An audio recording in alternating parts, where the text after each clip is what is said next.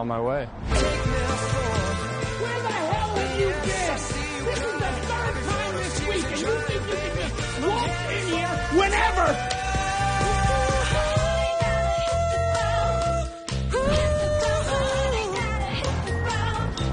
Gonna hit the ground running. Hi, I'm Adil. What you just watched is a full commercial I made completely with AI on this laptop. And here's why you'll want to stick around. By the end of this video, you'll be able to make one of these yourself for your product, your brand, or just an idea you've been sitting on for years. A real cinematic ad. And honestly, it's way simpler than it looks. And the skill that built the whole thing, free, in the description. You walk away with everything I use here. It's 3 simple steps. Step 1, the assets. Product, characters, locations, props, in Soul Cinema and GPT Image 2.0. Step 2, the cloth skill that turns your story into prompts. Step 3, generating the scenes in CDS 2.0. All inside Kicksold AI. Alright, let's get right into it. Stage 1, creating the assets. Here's how we'll do this. I'm going to generate different options for the characters and the locations, test them, and log the ones that perform best. You will see why this matters later. But before we generate anything, we have to get organized. You're about to make a ton of files, and if they're scattered everywhere, you'll waste half your day digging through your images mid-edit. I've got one image of the headphones, and one isn't enough. The model needs to see them from every angle, or it'll hallucinate halfway through a scene. So I'm going to drop my image into GPT Image 2.0. This is the best model right now for product editing, and I'm going to ask for a clean product sheet. So I'm just saying, make a product sheet with front and 3/4 perspective views of the headphones from image 1. And I'm attaching the image. All right, we got our product sheet. Now CDS knows the product from all different sides. My story has one main character, one guy, and he's in every single scene. The kitchen, the stadium, the street, even the office. Headphones on the whole time, always locked into the music. So to bring this whole thing to life, I need to build his character sheet, plus all the locations and all the props. Let's start with him. So for the hero, I'm using Soul Cinema. This is the best model for photorealistic looks. I'm going to go over to Claude and ask for a character sheet. I'm just saying, create a prompt for a character sheet of a young man with an expressive face, 2 panels, close-up, and full body, front and back on a gray background. I'm using Claude because it writes the whole detailed prompt for me. And here's the point. The close-up gives the model the exact face to lock onto, and the full body gives its height and the build. One clean reference for exactly who the guy is right from the start. Also, the gray background is very important. We found that the win rate is just way higher on gray because there's 0 background clutter competing with the character.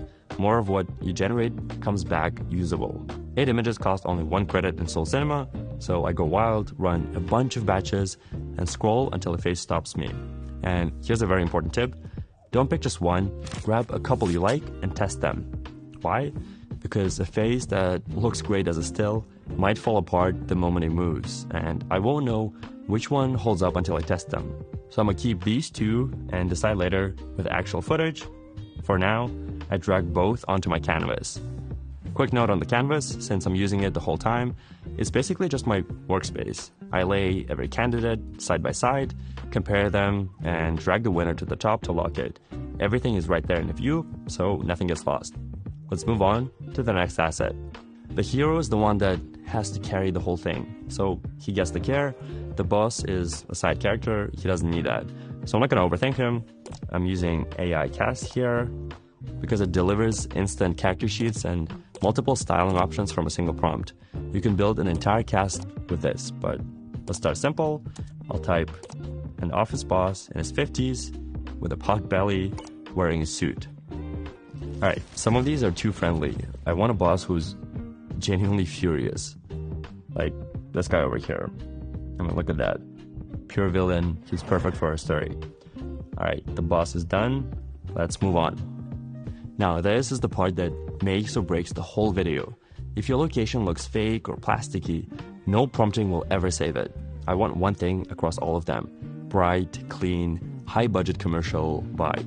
Same approach, cinematic locations, simple prompt, lots of batches, first the kitchen. So I'm looking for a modern apartment kitchen, again 3/4 angle, bright, clean daylight, high-end commercial look, and hit generate. One quick trick, I generate the kitchen at a 3/4 angle. It gives the room more depth for students to hold on to when the camera moves, which gives a way better win rate than a flat head-on shot. Same as the hero, I'm keeping multiple options here for the kitchen. The first one's got that perfect warm atmosphere. The second one's brighter, crisper. Now I've got everything for the first real test. 2 heroes, 2 kitchens. So I'm gonna use a simple prompt. The hero walks into the kitchen, headphones on, dance a little, plus the location, the character sheet, and headphones attached. This is the part most people skip. Same prompt every single time, and I only swap the hero or the kitchen, nothing else. Change one thing at a time, and you can actually see what's making the difference. Alright, let's see what we got.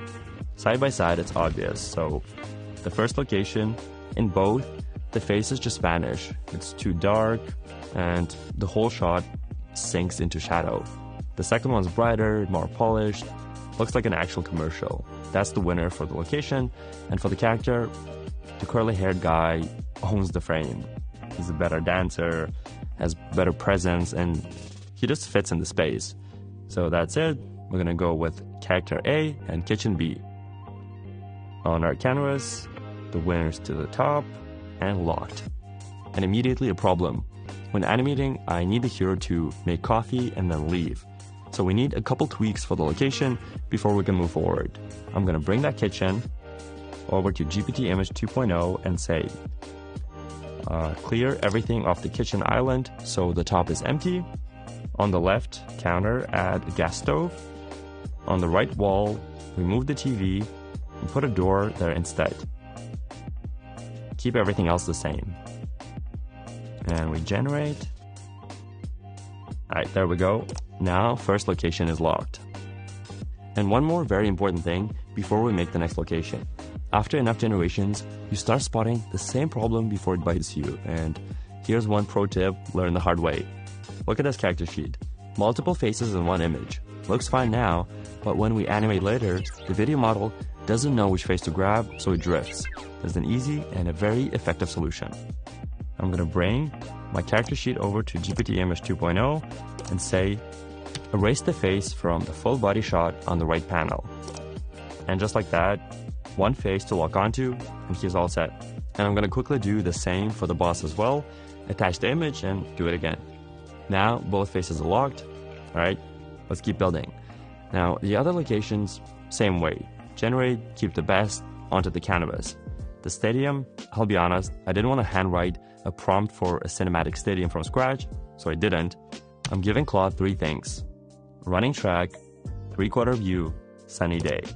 And notice the 3/4 view, same trick as the kitchen. I generate the location at an angle to have a better hit rate. Now let it cook, and it came back with a full, detailed prompt with the track, the field, and the light description. And the result is exactly what I wanted. Perfect green field, red track, clean light. I'm also going to bring 2 options that I like to the canvas. And just like the kitchen, I don't trust the still, I test them. Same character sheet, both stadiums, one simple line. He runs along the track in headphones. Alright, this one's clear. I'm going to go with the first one. The light's just way better for what I need. It's brighter, and this is a morning scene, so it has to feel like morning. Again, winner to the top, locked. Then the street corner and the office, same process for each. Generate a couple options, keep my favorites on the canvas, test them, see what works best, and finally lock them. Here, testing every single location might feel slow, but it's not. This is exactly how you avoid wasting a ton of credits later trying to generate full scenes with the wrong assets. Last thing, through every one of these tests, my hero's been in a plain black outfit. And that's fine for tests, but now that everything is locked, let's give him a real look. And here's how. I'm gonna open up Claude, drop in an image of our character, and say, give me 10 casual outfit ideas for this character, write each as a prompt. Now it's giving me super detailed prompts for each outfit.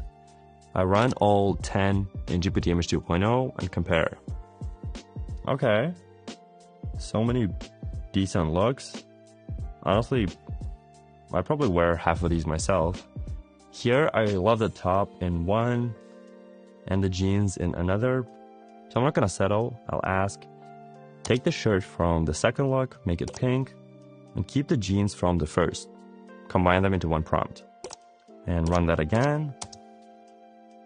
Alright, so we have a pink shirt, white tee, the jeans. Now here's the guy. And one last pro tip, and trust me, this one is a lifesaver for your credits. Every time you edit an asset, the quality takes a hit.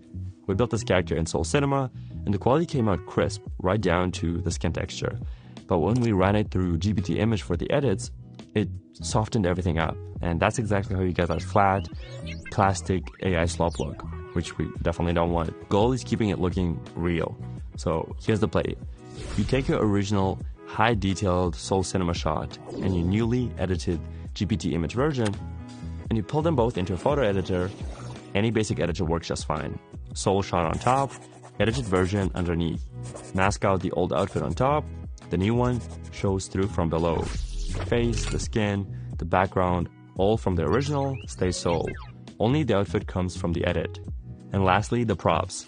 The sky dancer, the sneakers, the backpack, they repeat across scenes, so each gets a clean reference sheet in GPT Image 2.0. No motion twist on these, they're objects, they don't perform. The prop sheet's enough. That's everything built, tested, and logged. Now, we turn it into videos. Stage 2, the shot list. Stage 1 gave me a pile of locked assets. Stage 2 turns them into actual prompts. And this is where most people bleed credits.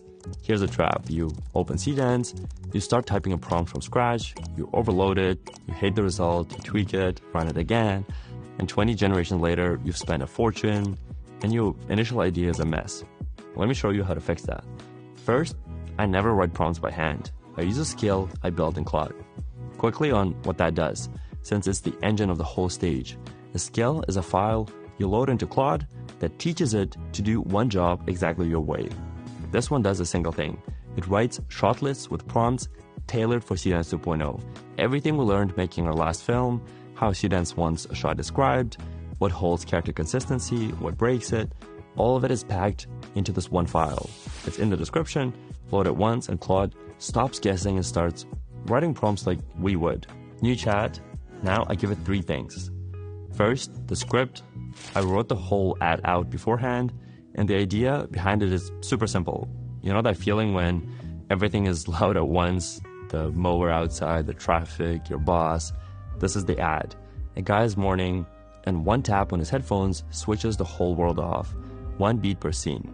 Second, every locked asset. This is the part most people skip, and it's why their prompts come out generic. I don't just describe the assets to Claude, I upload them.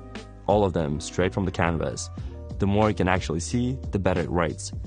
And third, I name each one so Claude knows exactly what it's looking at. Now it cooks.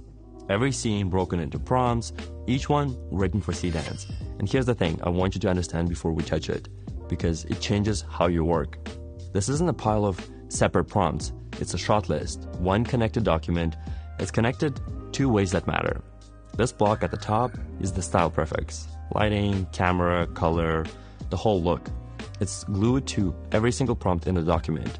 You change it once and it changes everywhere. You'll watch me do exactly that in a minute, and every prompt has a name, so I can talk to Claude like an editor and say, edit prompt 1A, do this, and only that one changes. Everything else stays locked. That's the whole advantage over prompting one at a time. You're not juggling 20 loose chats. You're editing one connected thing. That's the framework. Now, let's generate and watch it break and watch me fix it. Stage 3, scene generation. Now, I'm not going to say that the first try works because it rarely does. So I'm going to run each prompt, tell you exactly what's wrong, and show you what I'm typing back to Claude to fix it. So I'm grabbing the first prompt. Now, before I generate it, here's what I'm going to do. In my project, I'm saving all the assets that I've logged, the characters, locations, props, as elements. And I'm going to name each one the same way I did in Claude. And now watch this. I'm going to paste in the first prompt the shot list gave me, and all the required images get attached automatically, so I don't have to do anything separately. Alright, let's run it in Seedance and see what we get. I see what's wrong here. So first, the light. This commercial needs bright, clean morning energy. Second, the camera is just sitting there static. I want it moving from frame 1. And 3, the coffee is crammed into the end of the same shot. It's just doing too much. I want to tease the coffee here and give it its own prompt after. So here's how we fix it. In Claude, I'm going to say, change the style prefix for the whole shot list, kill the contre-jour, and shadow side framing. Let's go soft, even daylight from the camera side, bright and clean. And I'm going to say apply to every prompt. This will fix the lighting in all scenes right away. Now the 1A prompt specific stuff. Edit prompt 1A. I want the shot open behind him and ease around to profile as he walks to the stove. No static white. And cut the coffee down to a quick 3-stage jump cut tease. Set the mocha. It gurgles, he pours and sips. Now Claude is giving me the updated shot list. The light is fixed in every scene, and 1A is rewritten. I'm going to copy the new 1A and paste it into Seedance. Let's see what we get. Okay, better. The camera's moving now, and that bright, clean light is exactly the morning feel I wanted. From all the 1A runs, I grabbed the slices that work. The walk-in from one, the headphones on beat from another, but the coffee making, it just looks bad. It's rushed, flat, there's no weight to it. So let's pull that moment out on its own shot, its own prompt. I'm going to call it 1B. We build it from scratch. I want a fast, snappy edit of the coffee making process. But first, props. The mocha and the mug came out different in every take, drifting cut to cut. And in a tight close-up, that's the first thing your eye sees. So I'm going to lock them. One clean reference each. In Claude, I'm asking, create the prompts for a mocha pot and a mug that match the kitchen. Couple seconds, and here's what it gives me. The mug and the mocha prompts. I'm going to paste those into GPT Image 2, roll a bunch of options, and grab the cream-colored ones. They match the product. Now I'm going to add them to my elements. Let's name them mocha cream and mug cream. Now they'll auto-attach, same as everything else. And let's go back to Claude and ask for the new prompt. Add an intermediate prompt 1B. Turn the coffee into a fast-cut montage, high-angle close-up, straight down on the mocha. I want a worm's eye from the burner looking up as the flame catches. Tight on the pour, the sip, cut fast, make him feel the music. And I'm also going to attach my elements and say log mocha cream and mug cream as exact references. Okay, now that's a commercial. Coffee shot like a car ad. I rolled it a bunch and pulled keeper phases of 4 different videos. The spoon from one, the flame from another, the pour from a third, the sip from a fourth. Okay, now the last beat, the exit. This is the old 1B from the original shot list, so now it slides down to 1C. Let me run the original prompt first. I don't like his moves. Him just walking out like that, too boring. I want him enjoying the music. You know that feeling when you leave the house still dancing a little? That kind of move. And here's a pro tip, this is a big one. You don't just write he dances or type a generic description of motion. That means nothing to Seedance. You have to spell it out, move by move. So I'm asking Claude to add a more detailed choreography without changing the story. Rewrite prompt 1C, the exit. He packs the sneakers into the bag, zips it, then dances to the door. Add dance moves. I'm going to be very specific here. So I want 2 head nods, shoulder rolling one at a time, a knee dip, a finger snap, a quarter spin at the door. I'm also going to say keep it loose, keep it fun, and on a tap of the ear cup. And run it. Now here we also do the edit, so pulling phases from 3 different takes. The zip from one, the dance from another, the tap from a third. And that tap at the end, we're going to use the same motion, basically cutting an action most of the time. Now, let's watch what scene 1 looks like edited.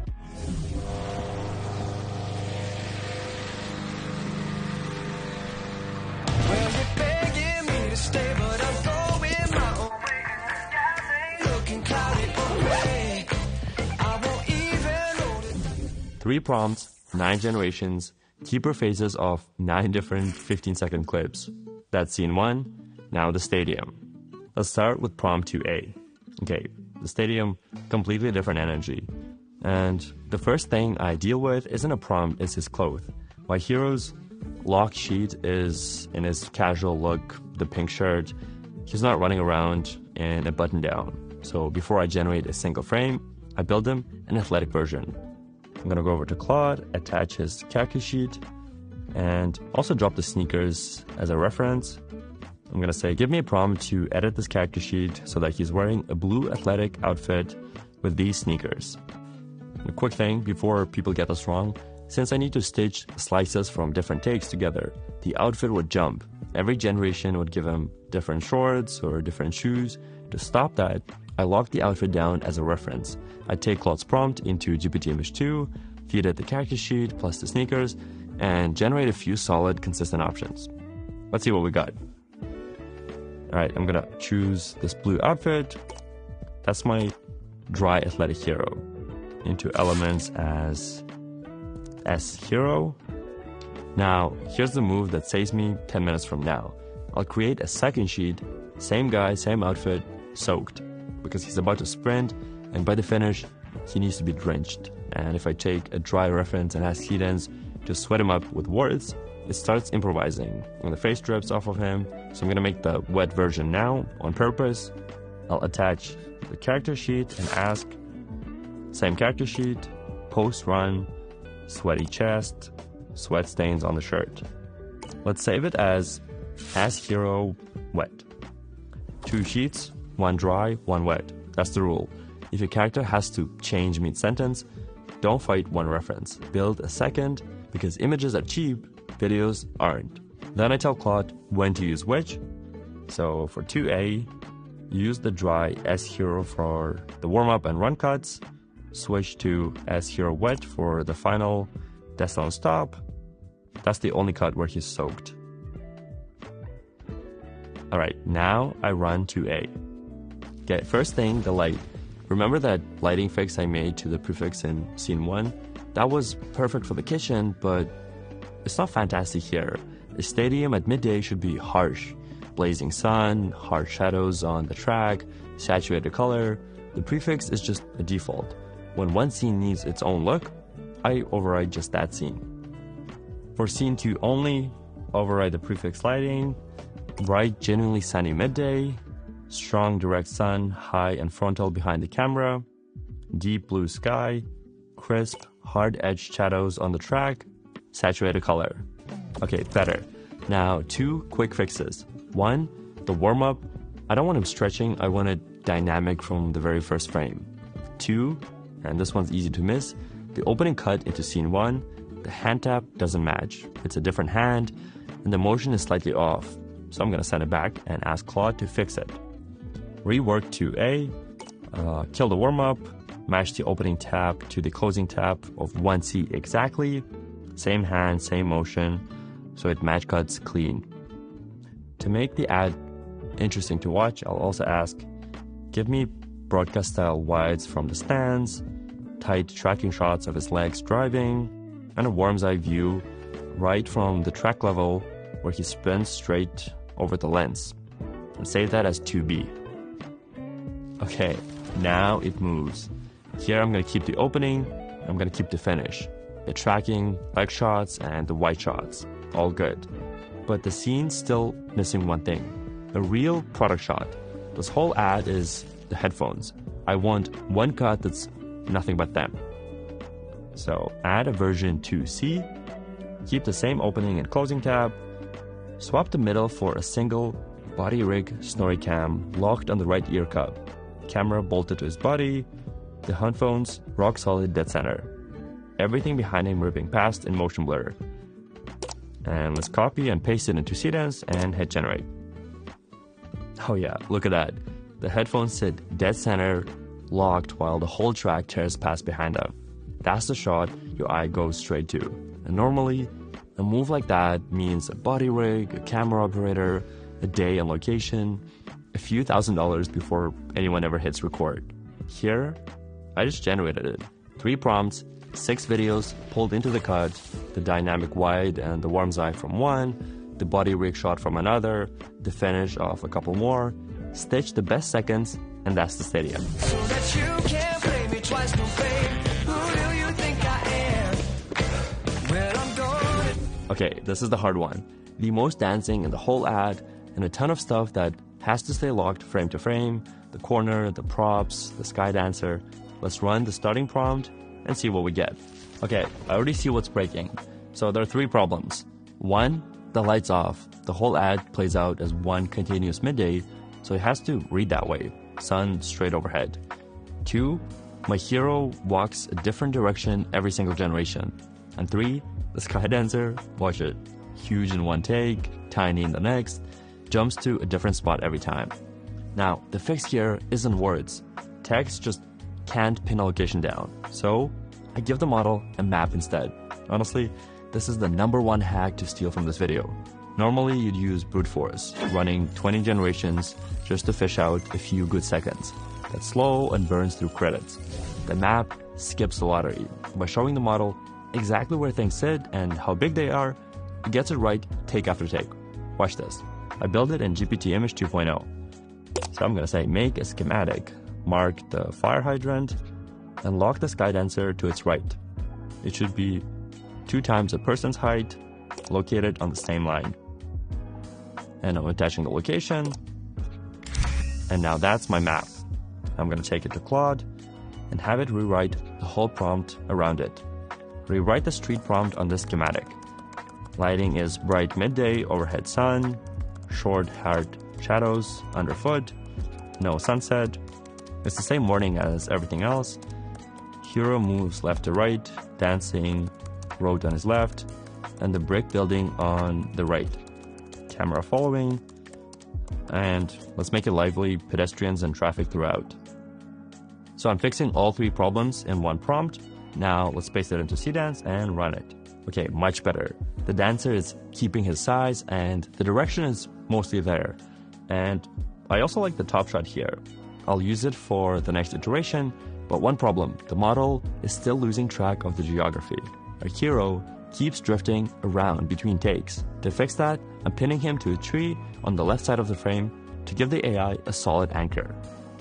Back to Claude, describing exactly that beat by beat. So I'm going to say hero stands under the tree on the left, sunlight coming through the leaves. Let's do cut by cut. Cut 1, match the framing and motion of the closing tab from scene 2 exactly. Same pose. Then after the tab, he starts dancing. Cut 2, tight on his legs, footwork. Cut 3, medium camera tracking him. Cut 4, top down, wide, he approaches the sky dancer's spot. Cut 5, wide frontal, dancing beside it, phone buzzes, he stops. Cut 6, close on his face, he taps the ear cup to answer, dancer withering behind him, and also lock the backpack on both shoulders in every single cut. That last line matters. Some batches gave me the backpack, some didn't. Now I'm gonna lock it in the prompt, and the problem is gone.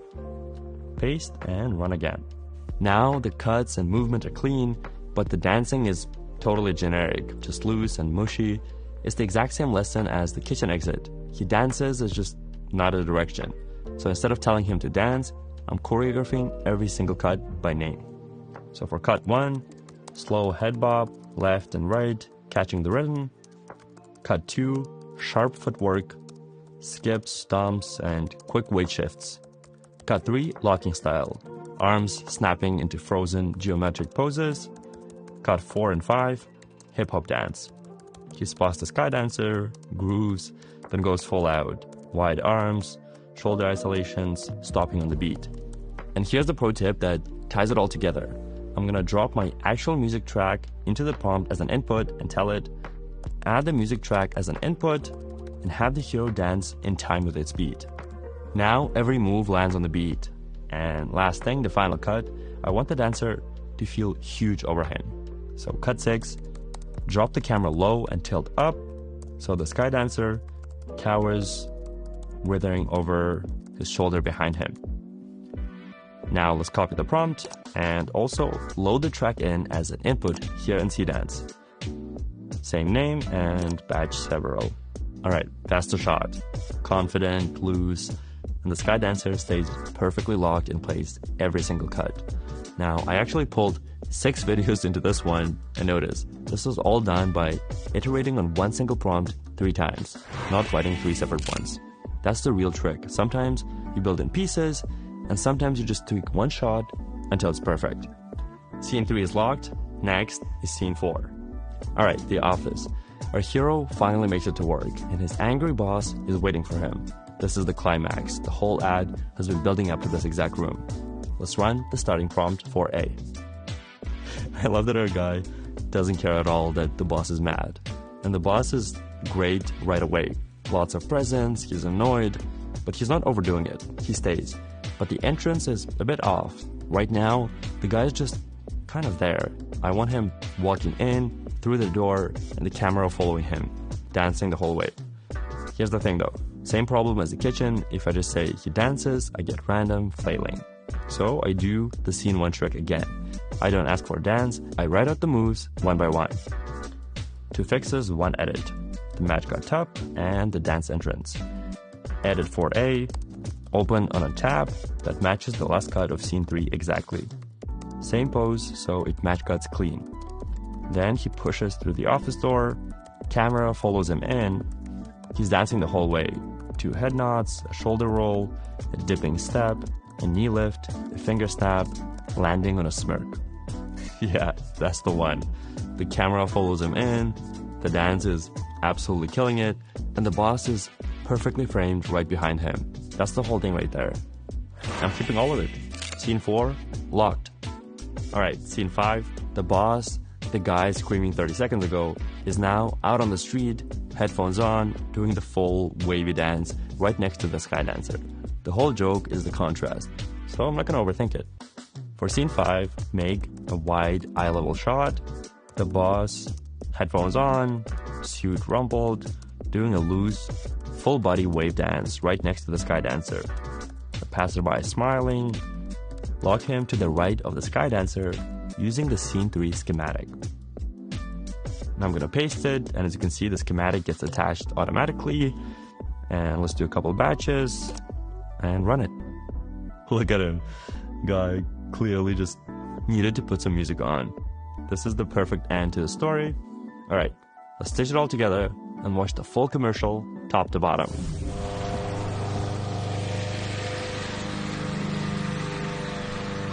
Well, you're begging me to stay, but I'm going my own way. Looking cloudy away. I won't even roll the dice so that you can't play me twice. No, babe, who do you think I am? Well, I'm gonna take my own road. And I'm sorry, baby, you can't go. Gotta hit the ground running. I'm on my way. Where the hell have you been? This is the 3rd time this week, and you think you can just walk in here whenever?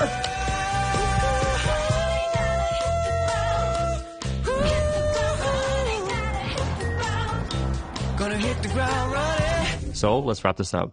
This is how many generations and credits it took to make the whole thing. We started with absolutely nothing, just a pair of headphones and an idea. We built the assets, tested how they moved, and locked in the best ones. Then we turned the script into a connected prompt system. So one quick change updated every single scene. After that, it was just fixing what broke.